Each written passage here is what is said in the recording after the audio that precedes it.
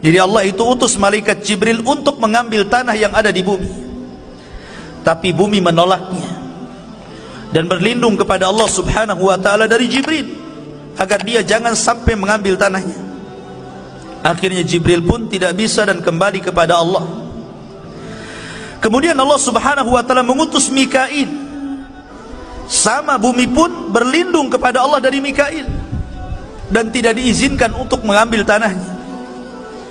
Akhirnya Allah subhanahu wa ta'ala mengutus malakul maut, malaikat kematian. Ketika kemudian bumi berlindung kepada Allah subhanahu wa ta'ala, maka malaikat maut pun mengatakan, wa ana a'udzu billahi an arji.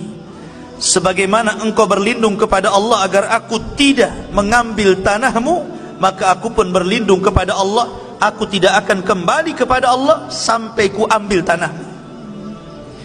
Akhirnya berhasillah malaikat maut mengambil berbagai macam tanah yang disebutkan di atas, kemudian diangkat ke langit.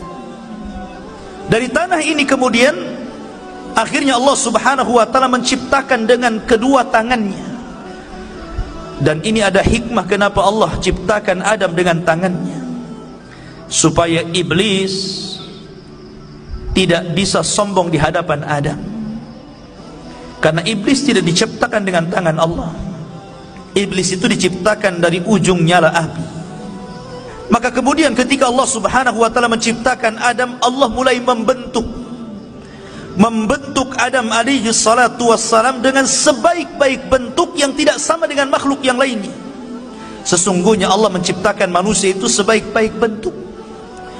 Lah ketika Allah subhanahu wa ta'ala mulai menciptakan Adam alaihi salatu wassalam, dibentuknya sedemikian rupa, maka Allah subhanahu wa ta'ala membiarkan Adam yang belum ada ruhnya itu. Ada yang mengatakan selama 40 tahun dibiarkan, artinya sampai betul-betul mengering.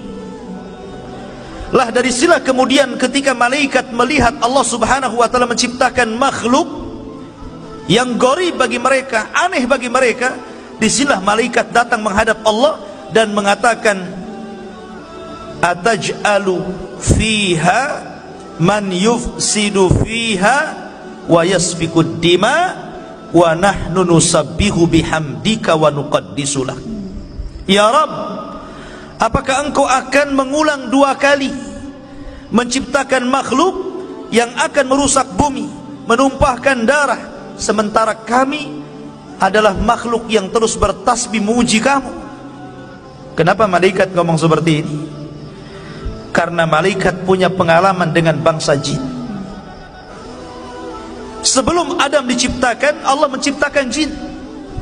Dan jin itulah yang merusak bumi, yang menumpahkan darah sesama mereka, sehingga malaikat kemudian mentertibkan mereka. Karena malaikat punya pengalaman dengan jin, makanya dia kemudian datang menghadap Allah dan bertanya, ya Rabb, apakah engkau akan menciptakan makhluk lagi yang akan merusak dan menumpahkan darah? Makanya Allah subhanahu wa ta'ala mengatakan, inni a'lamu ma la ta'lamun.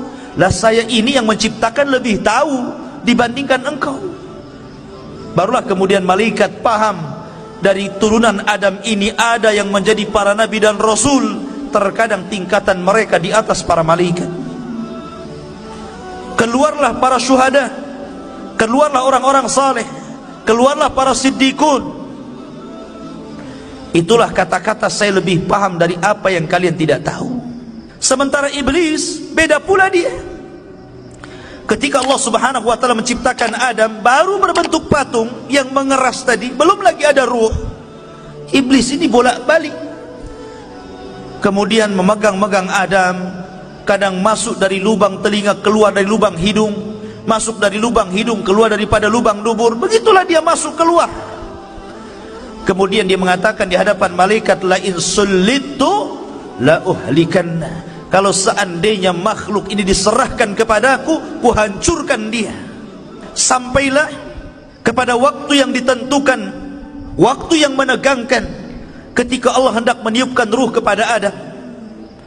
Maka Allah subhanahu wa ta'ala memerintahkan para malaikatnya agar berkumpul.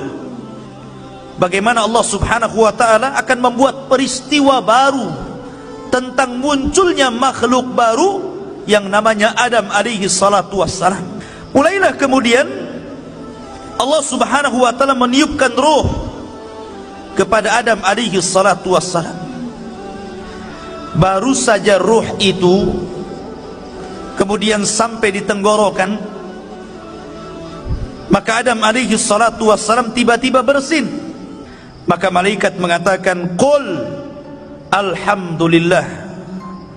Maka kemudian Adam pun diperintahkan mengucap alhamdulillah. Maka ketika Allah mendengar Adam memuji Allah, maka Allah pun berfirman, yarhamuka rabbuk, Rabbmu telah merahmatimu. Ma'asyiral muslimin yang dirahmati Allah subhanahu wa ta'ala. Kemudian ketika ruh terus masuk ke dalam jasad Adam alaihi salatu wassalam, dan mata pun sudah mulai melihat, rupanya Adam alaihi salatu wassalam berada di sorga. Maka ketika Adam, subhanallah, ruhnya sempurna, dari setelah kemudian Adam langsung memakan buah sorga, dan seluruh buah sorga dihalalkan untuk dimakan kecuali satu, nanti kisahnya. Maka ketika Adam alaihi salatu wassalam sempurna menjadi manusia, birruhi wal jasad, ada ruh ada jasadnya, disitulah Allah subhanahu wa ta'ala memerintahkan malaikat untuk sujud kepada Adam. Maka Allah subhanahu wa ta'ala menggambarkan bagaimana malaikat ini tunduk patuh akan perintah Allah dan menghormat kepada Adam. Allah mengatakan, fasajadal malaikatu kulluhum ajma'un. Seluruh malaikat, bayangkan, tidak ada satupun malaikat yang luput. Seluruh malaikat sujud kepada Adam. Rupanya dari seluruh malaikat ini ada satu makhluk, dia berdiri saja, dia tidak mau sujud, bahkan dia cenderung sombong. Kemudian makhluk ini ditanya oleh Allah subhanahu wa ta'ala, lima, kenapa engkau tidak sujud? Lima khalaqtu biyadai, terhadap makhluk yang aku ciptakan dengan kedua tanganku.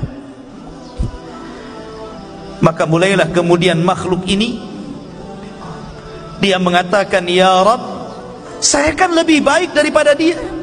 Aku diciptakan dari api, sementara dia dari tanah. Dari situlah kemudian Allah subhanahu wa ta'ala marah kepada iblis, subhanallah. Inilah maksiat pertama yang ada di langit.